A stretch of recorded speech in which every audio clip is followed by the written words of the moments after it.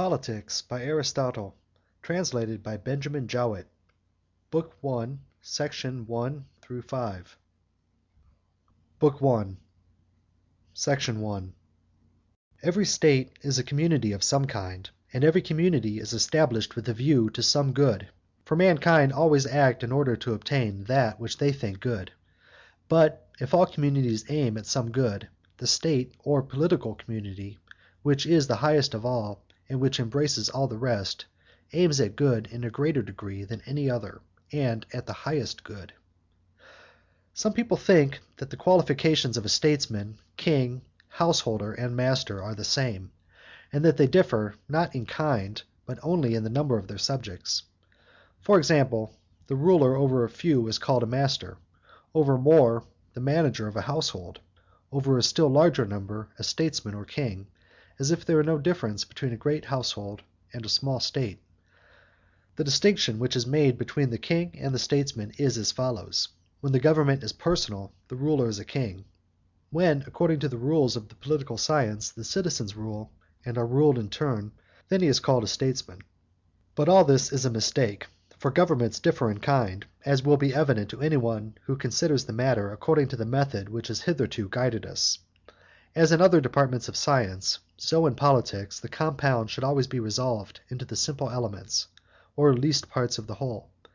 We must therefore look at the elements of which the state is composed, in order that we may see in what the different kinds of rule differ from one another, and whether any scientific result can be obtained about each one of them. Section 2. He who thus considers things in their first growth and origin, whether a state or anything else, will obtain the clearest view of them. In the first place, there must be a union of those who cannot exist without each other, namely, of male and female, that the race may continue.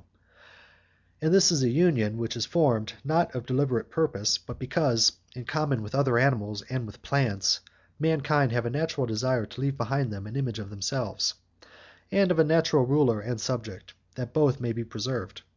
For that which can foresee by the exercise of mind is by nature intended to be lord and master, and that which can with its body give effect to such foresight is a subject, and by nature a slave. Hence master and slave have the same interest. Now nature has distinguished between the female and the slave, for she is not niggardly, like the smith who fashions the Delphian knife for many uses. She makes each thing for a single use, and every instrument is best when intended for one and not for many uses. But among barbarians no distinction is made between women and slaves, because there is no natural ruler among them. They are a community of slaves, male and female. Wherefore the poets say, "It is meet that Hellenes should rule over barbarians," as if they thought that the barbarian and the slave were by nature one. Of these two relationships, between a man and woman, master and slave, the first thing to arise is the family, and Hesiod is right when he says, "First house and wife, and an ox for the plough." For the ox is the poor man's slave. The family is the association established by nature for the supply of men's everyday wants, and the members of it are called by Carandus companions of the cupboard, and by Epimenides the Cretan companions of the manger. But when several families are united, and the association aims at something more than the supply of daily needs, the first society to be formed is the village, and the most natural form of the village appears to be that of a colony from the family, composed of the children and grandchildren, who are said to be suckled with the same milk. And this is the reason why Hellenic states were originally governed by kings, because the Hellenes were under royal rule before they came together, as the barbarians still are. Every family is ruled by the eldest, and therefore in the colonies of the family the kingly form of government prevailed because they were of the same blood. As Homer says, "Each one gives law to his children and to his wives." For they lived dispersedly, as was the manner in ancient times. Wherefore men say that gods have a king, because they themselves either are or were in ancient times under the rule of a king, for they imagine not only the forms of the gods, but their ways of lives to be like their own. When several villages are united in a single complete community, large enough to be nearly or quite self-sufficing, the state comes into existence, originating in the bare needs of life, and continuing in existence for the sake of a good life. Therefore, if the earlier forms of society are natural, so is the state, for it is the end of them, and the nature of a thing is its end. For what each thing is when fully developed we call its nature, whether we are speaking of a man, a horse, or a family. Besides, the final cause and the end of a thing is the best, and to be self-sufficing is the end and the best. Hence it is evident that the state is a creation of nature, and that man is by nature a political animal. And he who by nature, and not by mere accident, is without a state, is either a bad man or above humanity. He is like the tribeless, lawless, hearthless one whom Homer denounces. The natural outcast is forthwith a lover of war. He may be compared to an isolated piece at draughts. Now, that man is more of a political animal than bees or any other gregarious animals is evident. Nature, as we often say, makes nothing in vain, and man is the only animal whom she has endowed with the gift of speech. And whereas mere voice is but an indication of pleasure or pain, and is therefore found in other animals, for their nature attains to the perception of pleasure and pain, and the intimation of them to one another, and no further. The power of speech is intended to set forth the expedient and inexpedient, and therefore likewise the just and unjust. And it is a characteristic of man that he alone has any sense of good or evil, of just and unjust, and the like, and the association of living beings who have this sense makes a family and a state. Further, the state is by nature clearly prior to the family and to the individual, since the whole is of necessity prior to the part. For example, if the whole body be destroyed, there will be no foot or hand, except in an equivocal sense, as we might sense of a stone hand; when destroyed, the hand will be no better than that. But things are defined by their working and power, and we ought not say that they are the same when they no longer have their proper quality, but only that they have the same name. The proof that the state is the creation of nature and prior to the individual is that the individual, when isolated, is not self-sufficing, and therefore he is like a part in relation to the whole. But he who is unable to live in society, or who has no need because he is sufficient for himself, must either be a beast or a god, for he is no part of a state. A social instinct is implanted in all men by nature, and yet he who first founded the state was the greatest of benefactors. For man, when perfected, is the best of animals, but when separated from law and justice he is the worst of all, since armed injustice is the more dangerous, and he is equipped at birth with arms, meant to be used by intelligence and virtue, which he may use for the worst ends. Wherefore, if he have not virtue, he is the most unholy and most savage of animals, and most full of lust and gluttony. But justice is the bond of men and states. For the administration of justice, which is the determination of what is just, is the principle of order in political society. 3. Seeing then that the state is made up of households, before speaking of the state we must speak of the management of the household. The parts of household management correspond to the persons who compose the household, and a complete household consists of slaves and freemen.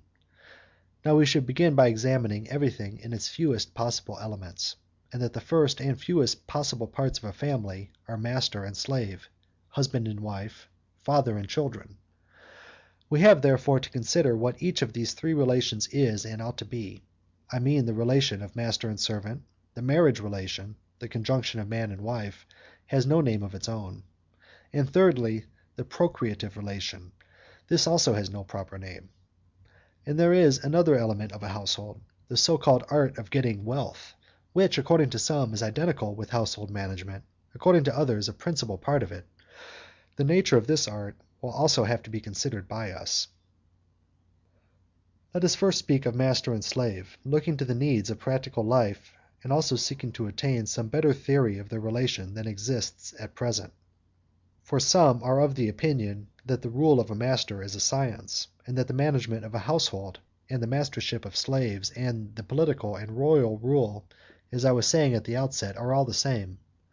Others affirm that the rule of a master over slaves is contrary to nature, and that the distinction between slave and freeman exists by law only, and not by nature, and being in interference with nature is therefore unjust. 4. Property is a part of the household, and the art of acquiring property is a part of the art of managing the household. For no man can live well, or indeed live at all, unless he be provided with necessaries. And as in the arts which have a definite sphere, the workers must also have their own proper instruments for the accomplishment of their work, so it is in the management of a household. Now instruments are of various sorts; some are living, others lifeless. In the rudder, the pilot of a ship has a lifeless, in the lookout man a living instrument. For in the arts the servant is a kind of instrument. Thus, too, a possession is an instrument for maintaining life. And so in the arrangement of a family, a slave is a living possession, the property a number of such instruments, and the servant is himself an instrument which takes precedence over all other instruments. For if every instrument could accomplish its own work, obeying or anticipating the will of others, like the statues of Daedalus, or the tripods of Hephaestus, which, says the poet, of their own accord entered the assembly of the gods; if, in like manner, the shuttle would weave, and the plectrum touch the lyre without a hand to guide them, chief workmen would not want servants, nor masters slaves. Here, however, another distinction must be drawn. The instruments commonly so called are instruments of production, whilst a possession is an instrument of action. The shuttle, for example, is not only of use, but something else is made of it, whereas of a garment or of a bed there is only the use. Further, as production and action are different in kind and both require instruments, the instruments which they employ must likewise differ in kind. But life is action and not production, and therefore the slave is the minister of action. Again, a possession is spoken of as a part is spoken of. For the part is not only a part of something else, but wholly belongs to it, and this is also true of a possession. The master is only the master of the slave, he does not belong to him, whereas the slave is not only the slave of his master, but wholly belongs to him. Hence we see what is the nature and office of a slave. He who is by nature not his own, but another's man, is by nature a slave, and he may be said to be another's man, who, being a human being, is also a possession. And a possession may be defined as an instrument of action, separable from the possessor. 5. But is there any one thus intended by nature to be a slave, and for whom such a condition is expedient and right, or rather is not all slavery a violation of nature? There is no difficulty in answering this question, on grounds both of reason and of fact. For that some should rule and others be ruled is a thing not only necessary, but expedient. From the hour of their birth, some are marked out for subjugation, others for rule. And there are many kinds both of rulers and subjects, and that the rule is better which is exercised over better subjects. For example, to rule over men is better than to rule over wild beasts. For the work is better, which is executed by better workmen, and where one man rules and another is ruled, they may be said to have a work. For in all things which can form a composite whole, and which are made up of parts, whether continuous or discrete, a distinction between the ruling and the subject element comes to fight. Such a duality exists in living creatures, but not in them only. It originates in the constitution of the universe. Even in things which have no life, there is a ruling principle, as in a musical mode. But we are wandering from the subject. We will therefore restrict ourselves to the living creature, which in the first place consists of a soul and body, and of these two the one is by nature the ruler and the other the subject. But we must look for intentions of nature in things which retain their nature, and not in things which are corrupted. And therefore we must study the man who is in the most perfect state both of body and soul, for in him we shall see the true relation of the two, although in bad or corrupted natures the body will often appear to rule over the soul, because they are in an evil and unnatural condition. At all events, we may firstly observe in living creatures both a despotical and a constitutional rule. For the soul rules the body with the despotical rule, whereas the intellect rules the appetites with the constitutional and royal rule. And it is clear that the rule of the soul over the body, and of the mind and the rational element over the passionate, is natural and expedient, whereas the equality of the two, or the rule of the inferior is always hurtful. The same holds good of animals in relation to men, for tame animals have a better nature than wild, and all tame animals are better off when they are ruled by man, for then they are preserved. Again, the male is by nature superior, and the female inferior, and the one rules and the other is ruled. This principle of necessity extends to all mankind. Where then there is such a difference as that between soul and body, or between men and animals, as in the case of those whose business is to use their body and can do nothing better, the lower sort are by nature slaves, and it is better for them, as for all inferiors, that they should be under the rule of a master. For he who can be, and therefore is, another's, and he who participates in rational principle enough to apprehend, but not to have such a principle, is a slave by nature. Whereas the lower animals cannot even apprehend a principle, they obey their instincts. And indeed the use made of slaves and of tame animals is not very different, for both with their bodies minister to the needs of life. Nature would like to distinguish between the bodies of freemen and slaves, making the one strong for servile labour, the other upright, and although useless for such services, useful for political life and the arts both of war and peace. But the opposite often happens, that some have the souls and others have the bodies of freemen. And doubtless if men differed from one another in the mere forms of their bodies as much as the statues of the gods do from men, all would acknowledge that the inferior class should be the slaves of the superior.